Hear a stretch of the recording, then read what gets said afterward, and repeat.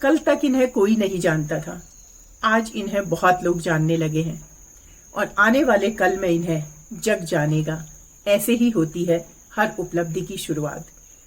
उत्तराखंड राज्य को कई बार नेशनल लेवल पर रिप्रेजेंट कर चुकी कबड्डी प्लेयर चित्रा नयाल से नंगे पांव खेले जाने की वजह पूछने पर उन्होंने इनोसेंटली कहा कि खेलते हुए जूते बार बार फट जाते हैं, उन्हें रिपेयर करने में पैसे लगते हैं और उसके बदले उन पैसों से हम केले खा लेंगे, इसीलिए नंगे पांव खेलते हैं। शायद ये शब्द काफी होंगे इन बच्चों के संघर्ष को समझने के लिए। मेरी एक video untold story of Uttarakhand kabaddi girls का लिंक आपको डिस्क्रिप्शन में मिल जाएगा। आज इन्हीं बच्चों ने उत्तराखंड को कबड्डी के क्षेत्र में एक नई पहचान दिलाई है। तो चलिए मिलते हैं कॉन्फिडेंट चित्रा नयाल और कुछ कर गुजरने की चाहत रखने वाली चारू रावत से। मेरा नाम चित्रा नयाल है और ये मेरा चौथा नेशनल था। पहला मैंने सब जूनियर में नेशनल खेला था और वो भी वहीं हुआ था पाटलिपुत्र इंडोर स्टेडियम पे, और दूसरा नेशनल मैंने खेला तेलंगाना पे और वो जूनियर नेशनल था, वो था 47 जूनियर नेशनल। और उसके बाद मैंने सब जूनियर खेला, वो हुआ यही हमारे उत्तराखंड में, हमारी होम ग्राउंड था। और ये मेरा चौथा नेशनल था 48 जूनियर नेशनल चैंपियनशिप। और जब कैंप मतलब लिस्ट में नाम आया, 6 नंबर पे नाम था मेरा। और उसके बाद हम कैंप में गए। कैंप में 15 दिन का कैंप लगा। हरिद्वार के कोच थे जिनने हमें प्रैक्टिस करवाई। उसके बाद कैंप में हमारा ट्रायल हुआ। लास्ट दिन का कैंप में 20 लड़कियां थी, 20 में से 12 लड़कियों को जाना था नेशनल खेलने के लिए।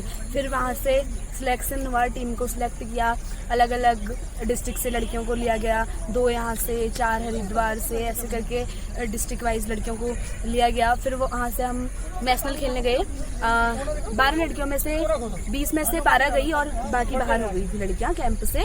और उसके बाद 12 लड़कियाँ नेशनल खेलने गई।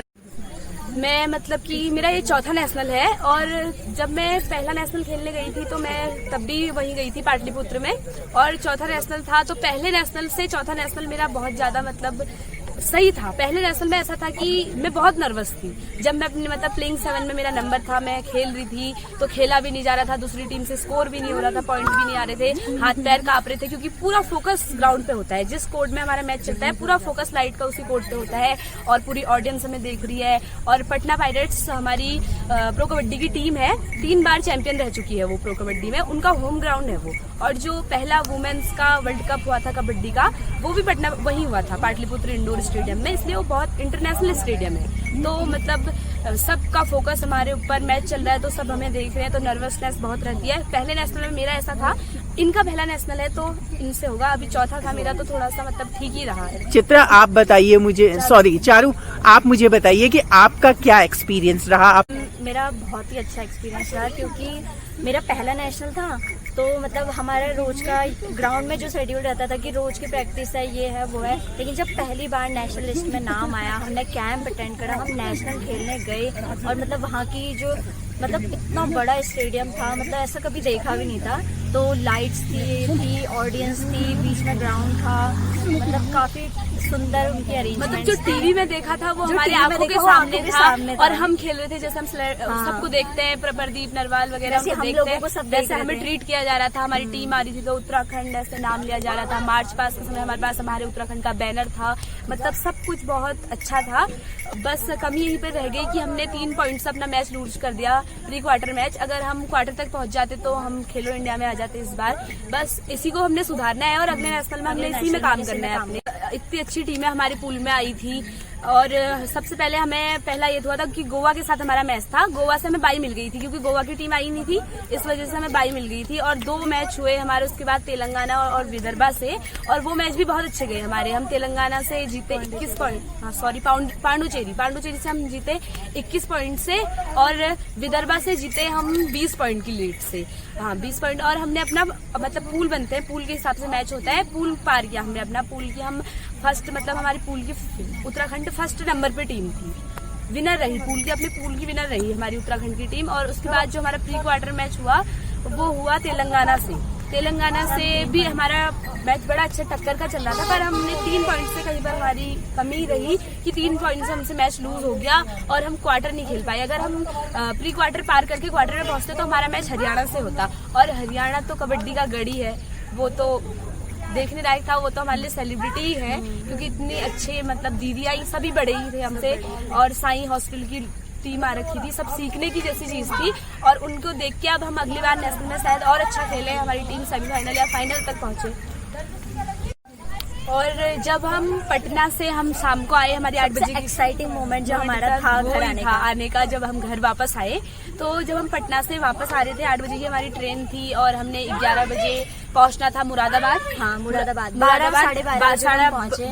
फिर वहाँ से हमने बस ली भीमताल के लिए, नहीं हल्द्वानी के लिए। फिर वहाँ से मेरा भाई आया था लेने के लिए हमें कुछ पता नहीं था। और यहाँ हम पहुंचे, जैसे ही हम अपने भीमताल में पहुंचे तो यहाँ से काफी ढोल नगाड़ों का इंतजाम किया था। हमारे जितने भी क्षेत्र के जितने भी वासी हैं, ये सब लोग वहाँ पे आए हुए थे। सभी फूल माला का इंतजाम किया था, ढोल वगैरह काफी अच्छा, मतलब इनने हमारे लिए तैयारियां रखी थी। सभी सभासद आए थे हमारे भीमताल के, और क्षेत्र पंचायत सदस्य थे हमारे, अनिलदा थे, मतलब क्षेत्र पंचायत सदस्य है हमारे अनिलदा, और दूसरा वो सभी सभासद आए थे, क्या कहते हैं उनका नाम क्या है, सुनीता मैम, आशा मैम, सब लोग आए थे हमारे। मतलब इतना मतलब कुछ था कि हमारे सामने, हमें तो यकीन नहीं हो रहा था कुछ ऐसा हुआ।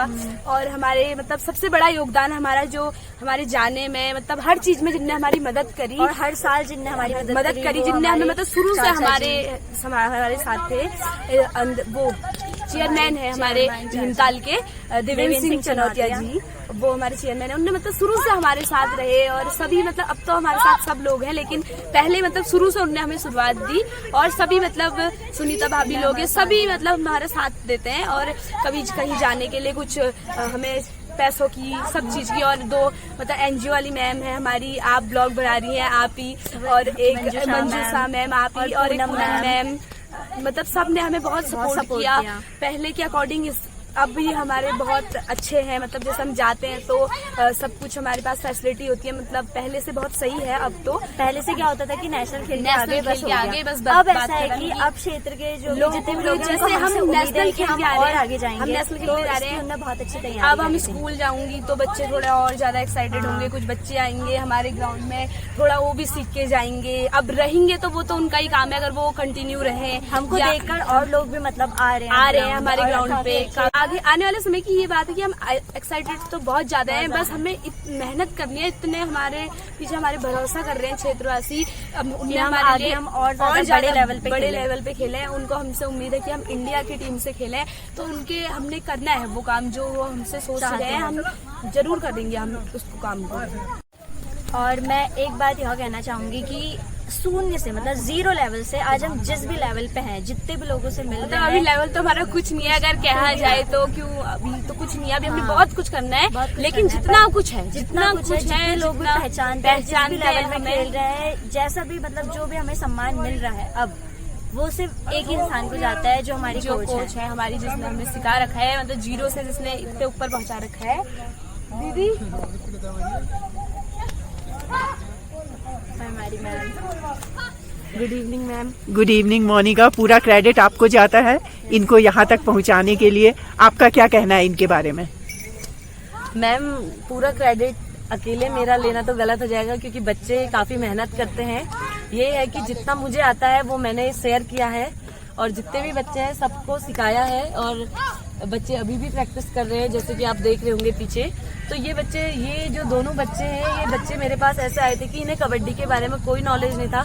इसे तो मैं खुद ही जबरदस्ती इतना फोर्स करके घर से लेके आई कि करो करो करो। और इसके जो ये बाल कटाए, इसके लिए भी मैंने बहुत ज्यादा संघर्ष किया, क्योंकि इसके बाल बहुत लंबे थे, तो ये बहुत छोटी हुआ करती थी उस टाइम पे, और बिल्कुल भी कंफर्टेबल नहीं हो पाता था इसके लिए।